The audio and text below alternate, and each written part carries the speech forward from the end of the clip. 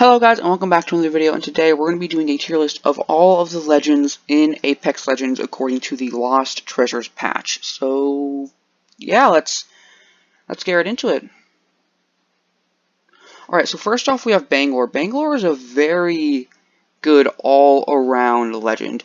Her ultimate gives her an offensive ability, her tactical gives her cover to run away from a fight or to revive a teammate, and her passive just allows her to get out of sticky situations. She really is just a good all-around legend. She's also very stable with each patch. She's never really changed.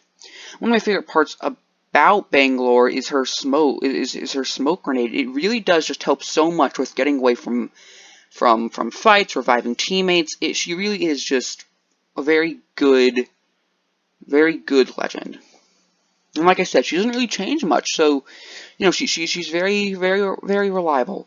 Anyways, so next we have Revenant. Revenant was introduced in season 4, and he was very overhyped. Everyone thought he was going to be so awesome. Oh my gosh, he has his death totem, and he has his silence grenade, but he was very, like I said, overhyped. He was not that good. He had a range on his death totem. The death totem brought you back to the totem with 1 health, meaning a Caustic could just place his gas trap right next to the totem, and anyone who respawned back to the totem would immediately be dead.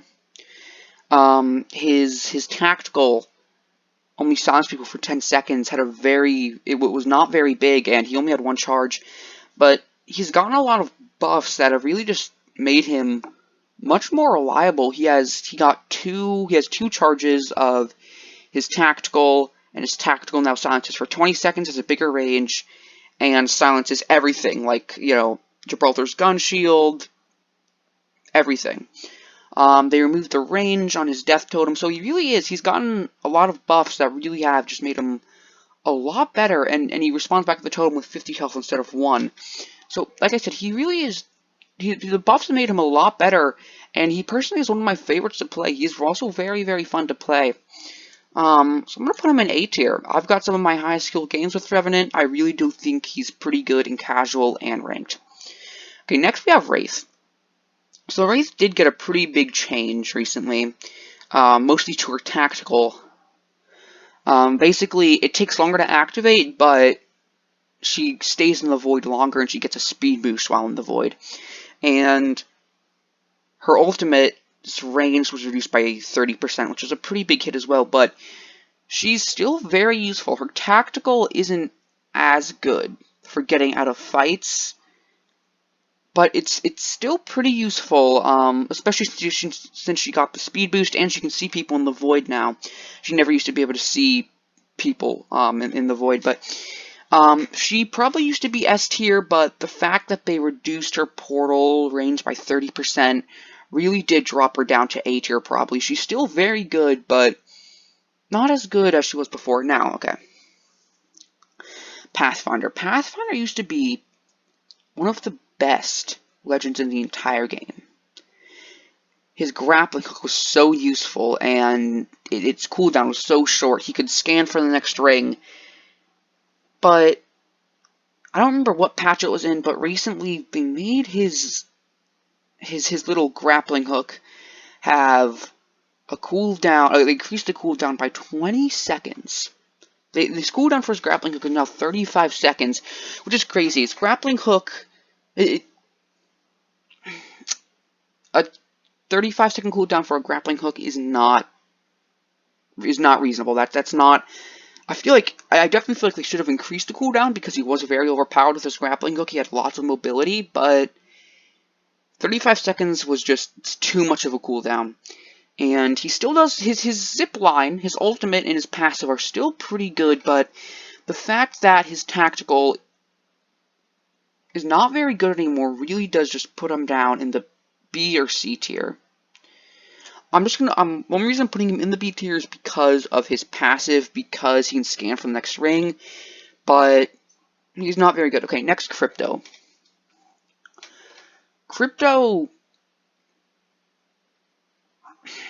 The issue with Crypto is that when you're using his drone, you're pretty much leaving your teammates alone in a 2v3 situation. Yes, his ultimate can attack, but it's not the same of having an extra teammate in a battle.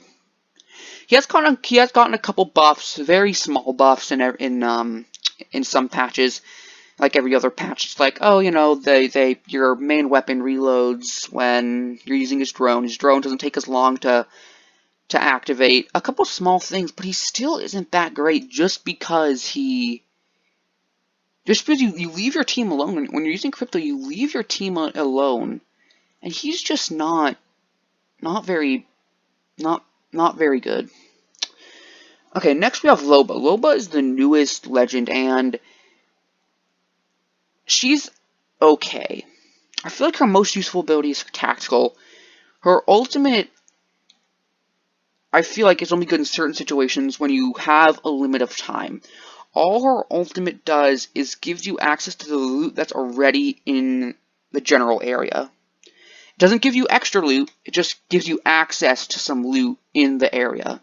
Some loot that's already there. It doesn't give you extra loot, just makes the loot more easily accessible. And I guess it's pretty good, you know, when the storm's coming in and you want to, you know, loot some huge place or, you know, like 5 death boxes, but you don't exactly have a huge amount of time. But I feel like it's not super useful. Her passive and tactical, her tactical is probably one of the best parts about her kit, but her tactical, I mean, her ultimate, I feel like, is not extremely useful. I'm going to put her in the B tier. I still feel like Lifeline's a better support. Next we have Gibraltar. Gibraltar is balanced now. He used to be very overpowered with a very big buff to how fast you could use your heal. You could use your heals much faster and revive much faster inside of his dome shield, which lasted for 18 seconds. He did get a nerf, though, that reduced the duration of his dome shield to 11 seconds and made him, and you get a slightly lower boost to healing in his dome. And I feel like that was a very needed change to make him not as overpowered. His gun shield is very good, especially in early game, where it might just, you know, save your life, where most people only have blue or gray body shields. His gun shield is very good, and his ultimate, I feel like, could have a bigger radius, but is a very good offensive ability, so I'm going to put him in B tier. Next, we have Caustic. Caustic is pretty good, I feel like. Especially since he did just get a buff that allowed his team isn't slowed by his gas anymore. That was the biggest issue with Caustic, is that his team would move so slowly through the gas with that they just could not fight effectively in the gas. It was very, very slow, and honestly, when before he got that buff, one of the most effective things to do is, if Caustic and his teammates are in the gas, just chuck a grenade. Just chuck a grenade into the gas, because his teammates would move so slowly they probably would not be able to get out of the range of the grenade in time. But his teammates can fight much more efficiently in his gas now, and I feel like that is very, very useful and a very needed change. He did get a couple of nerfs, like his gas traps don't activate through doors, and you can shoot his gas trap before it's fully inflated to stop it, but those are pretty small things. I feel like that was a very needed change that he got, and it puts him in the B tier. His ultimate isn't great, and his passive is okay, but I think he's pretty good. Lifeline. Lifeline has been changed a lot. She used to have fast heals, but now then she got a buff to her passive that allowed her to open the blue loot crates, and then she got a buffed ultimate. She's gotten a lot of changes. That's what I'm trying to say. But she is honestly one of my favorite legends now, just because of her passive. Her passive is so useful. In the middle of a fight, you can slap down your drone and it'll revive one of your teammates super fast with a shield. That's just an amazing ability to have. Her ultimate was buffed, and unlike Loba's ultimate, this ultimate actually gives you new loot and has the chance of giving you a purple body shield. like I said, Loba's ultimate just gives you access to loot in the general area, but